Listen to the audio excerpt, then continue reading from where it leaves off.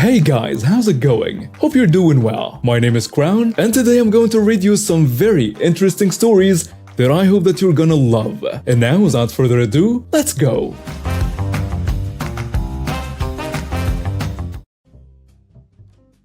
This story took place in the mid-1990s, so I'm a bit fuzzy on the specific details, and of course names have been changed to protect the innocent as well as the guilty.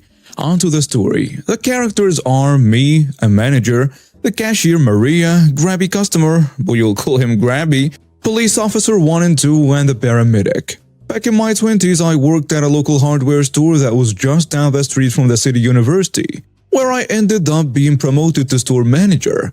This was my college job. I had a small staff that included several other students, in particular a young lady cashier called Maria, who aside from being an employee, was also the girlfriend of a friend/classmate of mine, who happens to be the manager in a barbecue restaurant in the same strip mall with us. So I kind of looked out for her. She was the sort of young girl who drew attention from her looks and figure that tended to receive unwanted advances from random customers. This was typically dealt with by a passing comment of, "This is not a dating service," from me to the cashier. We had already worked this out, and I wasn't getting after her. I was just giving her an escape route. In this shop, the cashier station was basically a booth with 2 cash registers just at the front door of the store. The break room is in the back room, and you have to walk through the paint department to get to the break room. At her break time, Maria was walking back to the break room to relax and break out her books for class. I was making my rounds through the store, checking inventories and so on, when I heard the polite "excuse me," some muffled words I couldn't hear, and a more irritated "excuse me," not the kind like "please let me pass," but more like "what the actual hell did you just say to me?" Followed by, in quick succession, a scream, loud of noise like someone got the wind knocked out of them. A scuffle, thud, a loud crack, then a lot of unintelligible screaming. I and our floor salesman ran back to the area where the paint shaker was, to find a guy we will call Grabby, one of the maintenance staff from the university, laying on the floor, gripping his arm and yelling how Maria had assaulted him. "Call the paramedics, call the cops." Meanwhile, Maria was in shock, just repeating, "Oh my god, I hurt him. Please don't fire me." I asked my salesman to call 911 and tend to the guy on the floor. I took Maria back to the office and had her lay out the story for me, knowing that I couldn't capture audio, but I did have very good video of the paint department, as it was a high theft/shoplifting area. The store, being in a strip mall, was a popular barbecue joint. Right next door happened to have police officers having lunch. So the police response was officers were in the store before the salesman could even hang up the phone. Officer 1 was sent back to the office to interview me and Maria. He pulled Maria aside and asked her side of the story. Grabby, apparently as she was trying to get by him in the aisle, plucked her way and muttered to her in a threatening way that he was going to intimately assault her after work, which apparently prompted the louder annoyed "excuse me?" He then proceeded to rather forcefully grope her. She grabbed his wrist, spun and did one of those over-the-shoulder flips and put him on the ground, where she heard something break, and as soon as the guy got his breath back, he started screaming in pain. She turned so that her back was to me and pulled her top slightly aside to reveal where his grip on her had been. He had bruised her, leaving clear finger and thumb prints, according to what she told me later. Officer 1 had her sit down and then proceeded to take my side of the story. I explained what the story was as I knew it, what I heard then saw, and showed him the videotape evidence. And sure enough, you could clearly see the guy lean in, her face sort of crinkles in an annoyed expression, the grab and the flip. She was clearly in self-defense. At this point, the paramedics were working on the guy. He had a huge lump on his head where it hit the floor, and his arm, the one he grabbed her with, was broken. Apparently, he came down on the tiled concrete floor pretty badly. Officer 2 came in to report to Officer 1, who I guess was a higher ranking, I don't know, but he says Grabby said that she grabbed him out of the blue and just flipped him and broke his arm because he wouldn't get out of the way fast enough. Long story short, he ended up escorted to the hospital by police to get his arm set and then arrested for intimate assault. Add to that battery, he left bruises and given a false police report. Maria was saying she didn't want to press charges, that she already hurt him. However, this type of assault, the charges are automatic here. The fallout for Grabby? He was charged and convicted on all accounts through a plea deal. He never went to court as the evidence was pretty overwhelming. He was banned for life from that store, fired from his job at the university, placed on an intimate offender registry, ended up divorced as his wife was none too happy about what he did. At last we knew he was a guest of the state for at least 5 years. So at least we never had to testify. I might have left out one critical detail here, somewhat intentionally. Maria was a physical education major, who was also a black belt.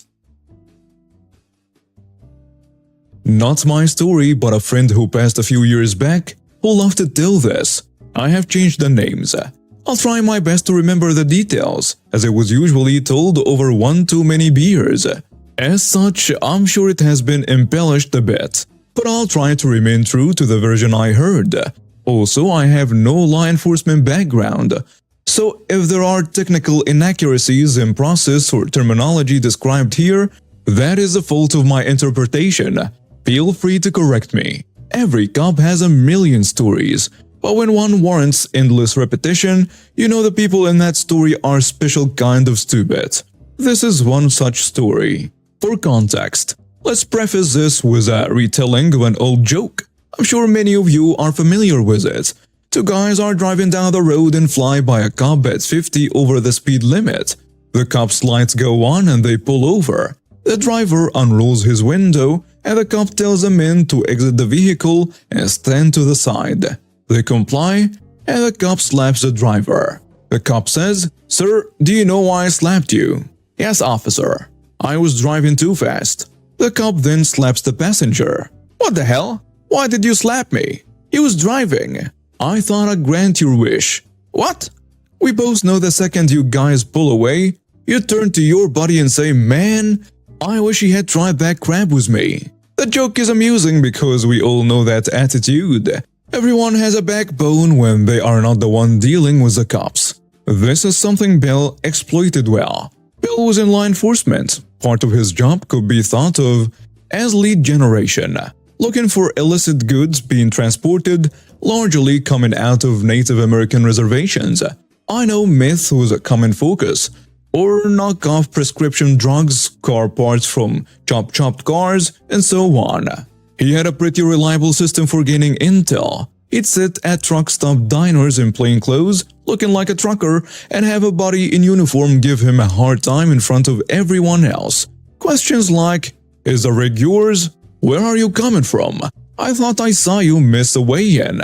Always in the aggressive cop tone, Bill would loudly protest that he wasn't a driver of whatever random truck his cop buddy pointed to, which was true.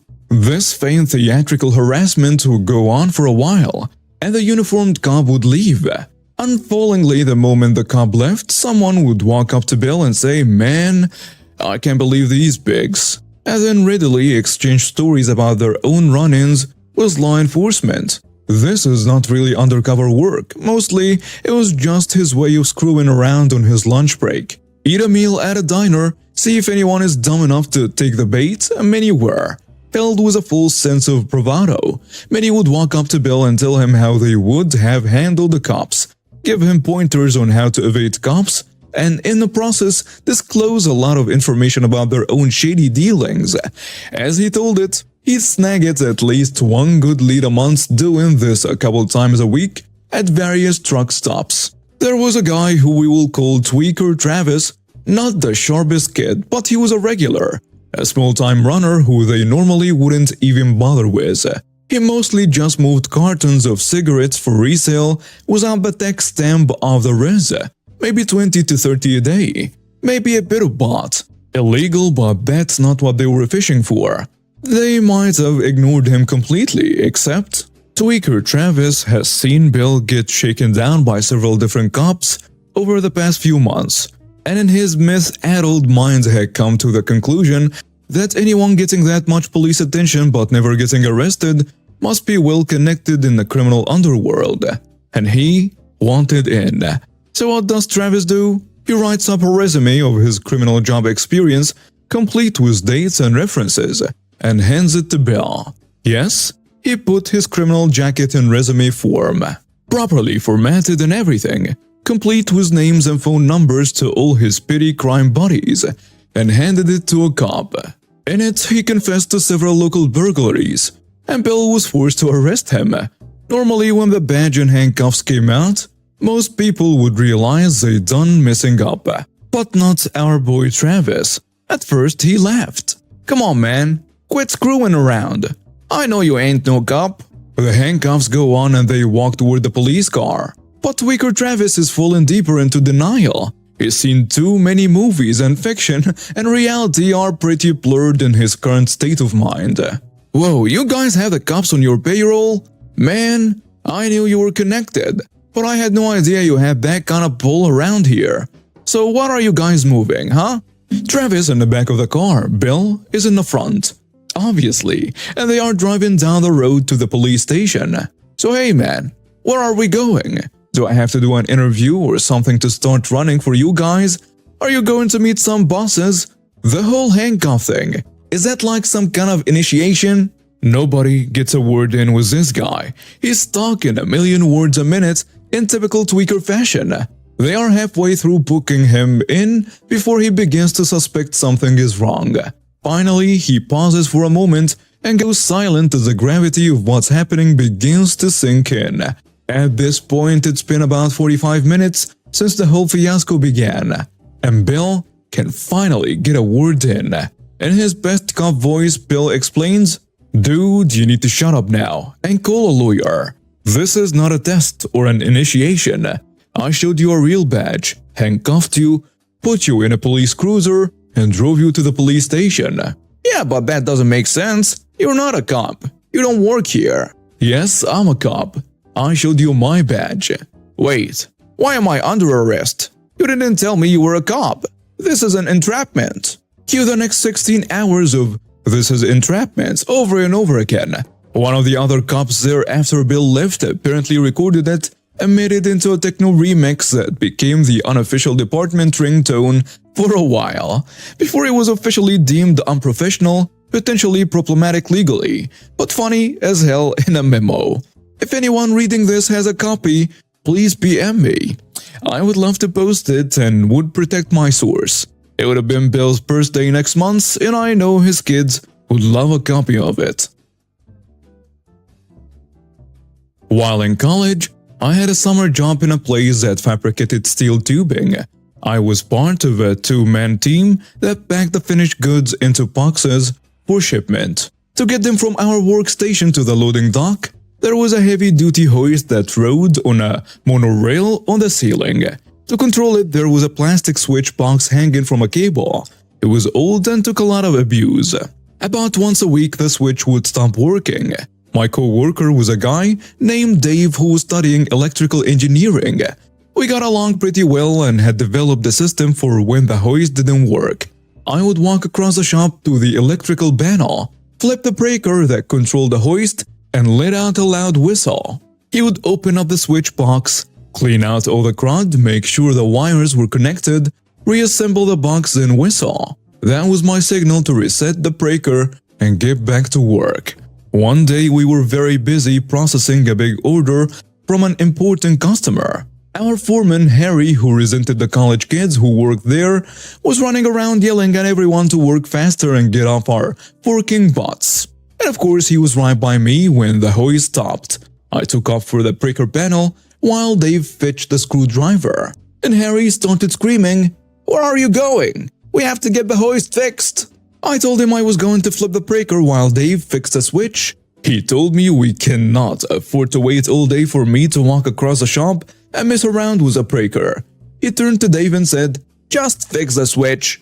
Dave said he would do that as soon as the power was off. But as long as power was on, he wasn't going anywhere near it. Harry started ranting about the college kids he had to deal with and the freaking jerks who think they know so much. It was his job to show us how things work in real world. Dave and I just stood there pretty much ignoring him. We knew that there wasn't much he could do, and neither of us was going to risk injury for $2.63 an hour. When Harry finally realized that we weren't going to fold, he told Dave to give him the screwdriver. I asked him if he was sure he didn't want me to cut the power. "Just give me the screwdriver." "Okay, you win." He got the cover off without incident, then started poking around inside the box. And he triumphantly showed us that the wire had come off the screw and that you don't need a degree in electrical engineering. Zap! The shock knocked him on his spot. The switch was fried and the tip of the screwdriver had a large divot. The general manager came running out of his office to see what the commotion was. By this time Harry had recovered, but had a nasty burn on his hand. The GM had another guy drive him to the ER. He told Dave and me to just hang out until he got the switch fixed. This time by a real electrician. That took most of the day. The gym asked us if we could do him a favor and work late to get this order out. And we agreed. A little overtime is always welcome. It didn't take very long. It's funny how much better things run when you have equipment that actually works, and no foreman screaming at you. As we were punching out, the GM thanked us and gave us each $50. For the rest of the summer, Harry didn't mess with us again. This is a story of my nephew at the age of 8, a malicious compliance prodigy. My sister has 3 kids, great kids, but often tricky. Particularly my nephew. He is a lovable, smart little jerk. They each were given certain chores throughout growing up. And at age 8, nephew was given the task of emptying the cutlery from the dishwasher in the evening. One day my sister sent a photo of the cutlery basket that had a vegetable peeler, whisk and some other assorted items left in it. Apparently nephew wandered off and the conversation went as follows. My sister tells him, "You need to finish emptying the dishwasher." And he tells her, "It's done. We said you have to empty the basket." "No, you said I had to put away the cutlery." "I put away all the cutlery." Sister told me she realized she had in fact told him to put away the cutlery and was inwardly laughing while outwardly furious. Nephew insisted that peelers and so on were not cutlery and so did not fall within his chore remit. From then on, his chore was empty the cutlery basket, which he fully complied with. Nephew is now an awesome, hilarious teen who, I strongly believe, would do well as a lawyer. And now we have reached the end of today's stories. Thank you for watching and see you next time.